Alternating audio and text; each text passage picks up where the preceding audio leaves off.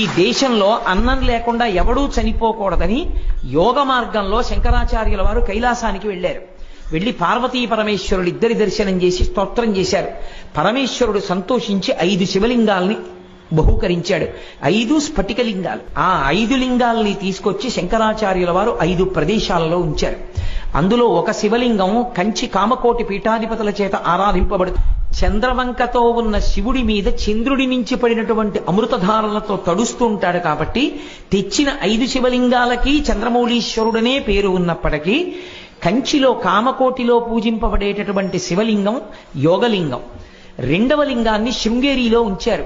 శృంగేరి పీఠాధిపతులు ప్రతిరోజు సాయంకాలం అర్చన చేస్తారు. శృంగేరిలో ఉన్నది భోగలింగం, నేపాల్లో ఉన్నది అక్కడ పెట్టినది వరలింగం, అలాగే కేదారంలో పెట్టినది ముక్తిలింగం, చిదంబరంలో పెట్టింది మోక్షలింగం. ఈ